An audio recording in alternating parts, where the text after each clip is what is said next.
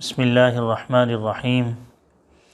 الحمد للہ الذی ہدانا لہذا وما كنا لنهتدی لولا ان ہدانا اللہ والصلاة والسلام علی سید الرسل وخاتم الانبیاء محمد المصطفى وعلى آلہ وصحبہ المجتبى اما بعد۔ ادارہ تربیت المعلمین کی جانب سے استاد کے ذاتی اوصاف سے متعلق ہماری دو مجلسوں میں جو بات چیت سامنے آئی ہے وہ یہ آئی ہے کہ استاد کی اپنے فن میں مہارت کا ایک بنیادی کردار یہ ہوا کرتا ہے کہ ذاتی طور سے طلبہ شناسی استاد کے اندر موجود ہو، اور دوسرا عنوان تھا ہمارا کہ دوران سبق طلبہ شناسی بھی ہونی چاہیے۔ ایک بنیادی سی بات تھی جسے ہم نے بیان کیا تھا کہ طلبہ شناسی یعنی طالب علموں کی، ہر ایک طالب علم کی ذہنی اور اس کی فکری اور علمی اور عملی اور طبعی طور سے جو اس کی صلاحیت اور استعداد ہے ہر ایک طالب علم کی، وہ استاد کو معلوم ہونی چاہیے۔ دیکھیے، جیسے میں نے عرض کیا تھا پہلے بھی کہ اسلام کے جتنے بھی شعبہ ہیں ان تمام کو زندہ رکھنا یہ علماء کرام کا کام ہے، اور یہی طالب علم جو آج کا طالب علم ہے کل کا وہ عالم ہوگا اور وہ علماء میں شامل ہوگا انشاءاللہ، اور اس نے دین کی آبیاری کے لیے اور دین کی خدمت انجام دینی ہوگی۔ اس سلسلے میں استاد کی رہبری اور اس کی رہنمائی، استاد کی رہبری اور استاد کی رہنمائی اس کے لیے ایک بہت بڑے بنیادی کردار کا حامل ہے۔ اس سلسلے میں استاد کو ضرور اس چیز کے بارے میں سوچنا ہوگا کہ وہ طالب علموں کی ذہنی اور عملی اور فکری اور اس کی طبعی ان تمام صلاحیتوں سے اور تمام استعداد سے وہ بخوبی واقف ہو، جبھی وہ طلباء کی رہبری اور رہنمائی کر سکے گا، اور پھر ایک وقت ایسا آئے گا کہ وہ اپنے اس عملی زندگی میں قدم رکھنے سے قبل طالب علم اپنے فن کے اندر بہت کچھ جان چکے ہوں گے، بہت کچھ عمل کر چکے ہوں گے، بہت کچھ مہارت حاصل کر چکے ہوں گے۔ اس کے ساتھ ساتھ اسی سے منسلک ہماری دوسری بات یہ بات سامنے آئی تھی کہ دوران سبق بھی طلبہ شناسی استاد کے لیے ضروری ہے۔ استاد جب سبق تیار کرتا ہے اور تیار کر کے جب وہ درسگاہ میں پہنچتا ہے تو اس سے قبل اس کے لیے ضروری ہے کہ وہ کس طریقے سے سبق کی تیاری کرے۔ تو سبق کی تیاری اس کے مطالعے میں اس کے لیے ضروری ہے کہ تمام اصول و قواعد اور تمام ضروریات کا لحاظ رکھے، اور وہ اسی وقت ہی رکھ سکتا ہے جب کہ اس کو تمام طالب علموں کی فکری اور عملی اور علمی اور طبعی صلاحیتوں سے شناسائی ہوگی۔ اگر خدا نخواستہ طالب علموں کی ان تمام چیزوں سے استاد کو شناسائی نہ ہوئی تو استاد اپنے مطلب اور اپنے مقصد میں اور اپنے منزل کی طرف کامیابی اس کو نہیں ہو سکے گی۔ اس کی مین وجہ یہی ہے کہ استاد صرف اور صرف سطحی طور سے اور اوپری طور سے وہ سبق کو پڑھ رہا ہے، سبق کی تیاری کر رہا ہے، سامعین اور مخاطبین یعنی طلبہ کو سامنے نہیں رکھتا۔ بعض اوقات اس کی تقاریر طالب علموں کے لیے کارگر ثابت نہیں ہو پائے گی، بعض اوقات اس کی محنت، اس کا مطالعہ اور سبق کی تیاری، اور سبق کو چاہیے استاد کو کہ وہ طالب علموں کے فہم سے قریب تر کر دیں، ان کے عقل سے، ان کی استعداد سے، ان کی صلاحیت کو سامنے رکھتے ہوئے ان کے فہم سے قریب تر کر دے۔ استاد کا یہ ایک جتنا قریب ترین استاد یہ کام کرے گا، ان کے فہم سے قریب کرے گا، اتنا ہی وہ کامیاب ہوگا۔ تو لہٰذا اس کی کامیابی اس چیز میں نہیں ہے کہ وہ بہت زیادہ لمبی چوڑی تقریریں کرے اور بہت زیادہ مختصر انداز سے تقریریں جاری رکھے۔ سبق کو پڑھانا کیسے ہے،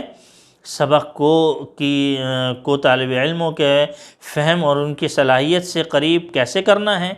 اور اپنی بات کو کتنا سہل انداز سے اور کتنے مختصر انداز سے وہ طالب علموں کے صلاحیت کے فہم سے قریب تر کرنا ہے، یہ دوران سبق استاد کو اس چیز کی شناسائی حاصل ہونا بہت ہی ضروری ہے۔ جیسے میں نے عرض کیا تھا پہلے کہ بھی بعض اوقات استاد یہ سمجھتے ہیں کہ سبق کی زیادہ تقریر نہیں کروں گا تو طالب علموں پر میرا علمی رعب قائم نہیں ہوگا، یہ بھی سمجھ میں بعض اوقات یہ بھی استاد کے ذہن میں بات آ جاتی ہے۔ بعض اوقات یہ ہو جاتی ہے کہ مختصر تقریر کروں گا تو ظاہر سی بات ہے کہ طالب علم کے سامنے میرا علمی رعب قائم نہیں ہوگا۔ نہیں، یہ تمام باتیں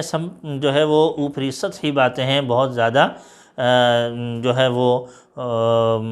یعنی ایسی باتیں ہیں کہ جن کے اوپر توجہ نہیں کرنی چاہیے۔ استاد کو چاہیے کہ وہ ایسی تقریر کرے جو کہ مختصر ہو، واضح ہو، مناسب ہو اور جامع معنی ہو۔ کوئی بھی طالب علم استاد کے سبق سے وحشت، تنگی اور بعد محسوس نہ کرے۔ یہ دیکھیں ایک بنیادی بات ہے، اور جو الفاظ میں اس میں استعمال کر رہا ہوں ان کی گہرائی کو سمجھنے کی ضرورت ہے کہ سبق کی تقریر مختصر ہو، واضح ہو، مناسب ہو اور جامع مانع ہو۔ بہت سارے اساتذہ ایسے الفاظ استعمال کرتے ہیں، ایسے یعنی ان کا افہام و تفہیم ایسا ہوتا ہے کہ اس میں مزید کسی قسم کی کوئی بات کرنے کی ضرورت نہیں ہوا کرتی، مزید بات سمجھنے کی اس کے اندر ضرورت نہیں ہوتی، ان کی باتوں کے اندر الجھاؤ نہیں ہوتا، ان کی بات ان کی سبق کی تقریر ہوتی ہے وہ ایسی ہوا کرتی ہے کہ طالب علم، ہر ایک نکما سے نکما طالب علم بھی اگر اس کو سمجھے، اگر وہ تھوڑی سی توجہ کرے تو استاد کی تقریر کو بہت اچھے انداز سے سمجھ لیتا ہے۔ تو استاد کی تقریر ایسی ہونی چاہیے کہ ان تمام خوبیوں کے وہ مالک ہوں۔ کوئی بھی طالب علم استاد کے سبق سے، استاد کی تقریر سے وحشت محسوس نہ کرے، تنگی محسوس نہ کرے اور بعد محسوس نہ کرے، اور یہ اسی وقت ممکن ہے کہ جب کہ استاد جو تدریس کے جو بنیادی اصول ہیں جو ہم نے کسی حد تک بیان کر دیے ہیں اور کسی حد تک آگے انشاءاللہ العزیز آگے آئیں گے، ان اصولوں پر عمل پیرا ہو اور ان اصولوں کے ساتھ ساتھ ہر لحاظ سے مطالعہ اور سبق کی پوری تیاری کر چکا ہو، اور جو اس کی ضروریات ہیں اور طالب علموں کی ذہنی اور علمی اور عملی اور فکری اور طبعی صلاحیتوں کی وہ جانچ پڑتال کر چکا ہو۔ یہ تمام باتیں جب طالب علموں کی یہ تمام باتیں استاد اپنے اندر لے گا، اس میں وہ ان کو سوچے گا اور ان کو سامنے جو ہے وہ رکھے گا، پھر جب وہ سبق کی تیاری کرے گا اور پھر سبق کی تیاری کر کے درسگاہ میں آئے گا تو انشاءاللہ العزیز وہ ہر ایک نالائق اور نکمہ جو طالب علم ہوتا ہے اس کو بھی کامیاب بنا دے گا۔ کیوں؟ اس وجہ سے کہ اس نے اسی کو، نکمے کو دیکھتے ہی ہوئے تو اس نے سبق کی تیاری کی ہے۔ اگر خدا نہ خواستہ وہ اچھوں کو دیکھ کے تیاری کرے گا تو جب نکمے اور جو ہے وہ ایسے طالبہ جو کہ اپنے ذہنی اعتبار سے کمزور ہیں وہ جب کامیاب ہو رہے ہیں تو اچھے طالب علم وہ کیوں نہیں کامیاب ہوں گے۔ دیکھیں استاد اگر ماہر ہوا کرتا ہے، استاد کے اندر اچھے بڑے اوصاف ہوا کرتے ہیں تو یہ تمام ایسے کردار استاد کا ہوا کرتا ہے، ایسے اوصاف ہوتے ہیں جو استاد کی وجہ سے طالب علم کامیاب ہو جاتے ہیں۔ لیکن جب استاد کی وجہ سے کامیاب ہوتے ہیں تو استاد کی کامیابی بھی در حقیقت اسی میں منحصر ہے کہ جب طلبہ بھی کامیاب ہوں گے تو ظاہر ہے کہ طلبہ کی کامیابی وہ استاد کی کامیابی کو اپنے اندر لیے ہوئے ہیں۔ اور اس کے ساتھ ساتھ یہ بھی سمجھ لینا چاہیے کہ ہمارے بہت سارے ماہرین اساتذہ جو ہوا کرتے ہیں، اور جو ماشاءاللہ ابھی بھی ایسے ماہر اساتذہ موجود ہیں کہ جن کو اپنی تدریس کا زمانہ نصف صدی سے بھی زیادہ گزر چکا ہے، اور بلکہ اس سے بھی آگے تک کے جو بڑے بڑے اساتذہ ہیں کہ الحمدللہ ابھی بھی ہم ان کی شخصیات کو دیکھ رہے ہیں کہ ان کا کہنا یہ ہے کہ ماہر اساتذہ ان حضرات کا کہنا یہ ہے کہ آج کل لمبی لمبی چوڑی تقریریں کرنا جو ہے یہ اس سے حتی الامکان پرہیز کرنا چاہیے۔ سب سے پہلے کیا ہو؟ سب سے پہلے یہ ہو کہ سبق کی جو عبارت ہیں، عربی عبارت یعنی متن کتاب، وہ واضح ہونی چاہیے اور اس میں کسی قسم کی غلطی نہیں ہونی چاہیے۔ سبق کی عبارت بالکل واضح ہو، اس کے اندر اعراب کے لحاظ سے، پڑھنے پڑھانے کے اعتبار سے سبق کی عبارت بالکل اچھے انداز سے، اس کے متعلق مختصر، جامع معنی اور واضح ترین اور مناسب تقریر ہونی چاہیے، جو کہ نفس کتاب کے ضروری مباحث پر مشتمل ہو اور کتاب حل کر دیتی ہو۔ بس اس سے زیادہ، بہت زیادہ تقریر کرنا، لمبی چوڑی باتیں کرنا، طالب علموں کے اندر تنگی محسوس، طالب علم اپنے اندر تنگی محسوس کرتے ہیں۔ کتاب سے بھی وحشت ہوتی ہے، استاد سے بھی وحشت ہوتی ہے، کتاب سے بھی دوری ہوتی ہے، استاد سے بھی دوری ہوتی ہے۔ کتاب سے مناسبت پیدا نہیں ہوتی آج کل اگر یہ تمام باتیں نہ ہوں تو، کتاب سے مناسبت نہیں ہوتی بلکہ تقاریر سے مناسبت ہو جاتی ہے۔ کتاب، نفس کتاب، عبارت، اس کے متعلق مختصر اور جامع معنی تقریر، واضح ترین اور مناسب اور تناسب لیے ہوئے تقریر، جو ایسی تقریر ہو جو کہ نفس کتاب کے ضروری مباحث پر مشتمل ہو اور کتاب کو، نفس کتاب کو حل کر دیتی ہو۔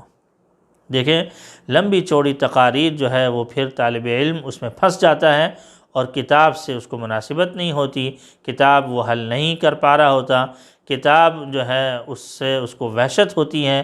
اور کتاب سے وہ دور بھاگ رہا ہوتا ہے۔ کتاب اس کو آتی نہیں ہے لیکن جتنی تقاریر اس کو اس سے پوچھنی چاہو اس کے اوپر اس کی محنت بہت جو ہے وہ بہت زیادہ ہو رہی ہوتی ہے۔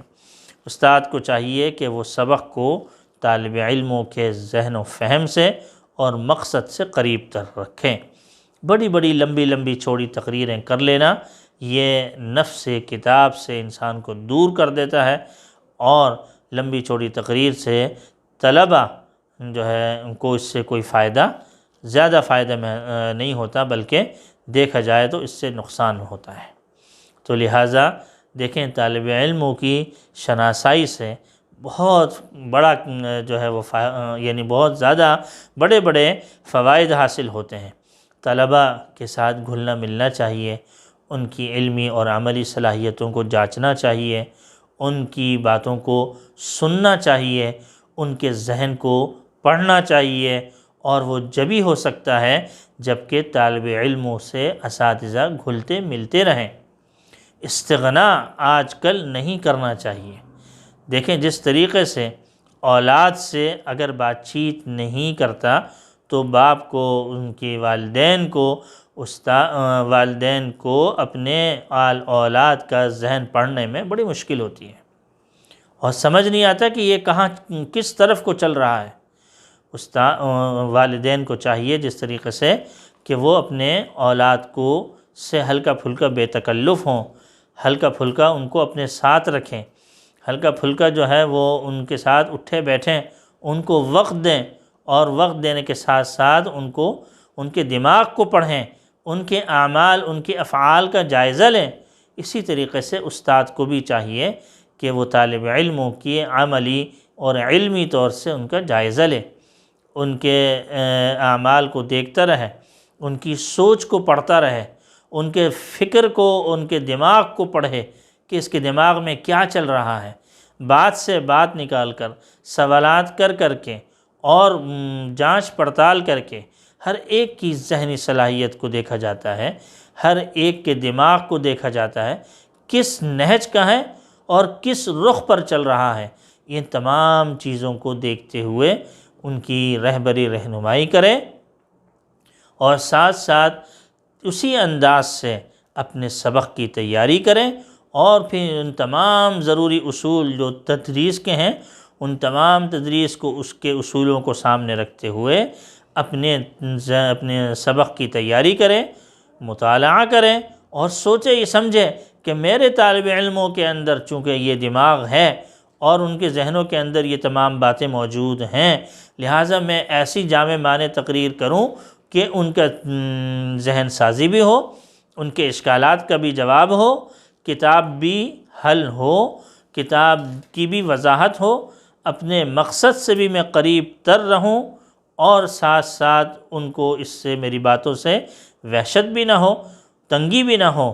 اور میں اپنے اچھے انداز سے ان کو سبق کو سمجھا دوں۔ یہ تمام تر چیزیں استاد کی مہارت کا ایک علمی اور عملی ثبوت ہیں۔ اللہ جل شانہ عمل کی توفیق عطا فرمائے۔ وآخر دعوانا ان الحمد للہ رب العالمین۔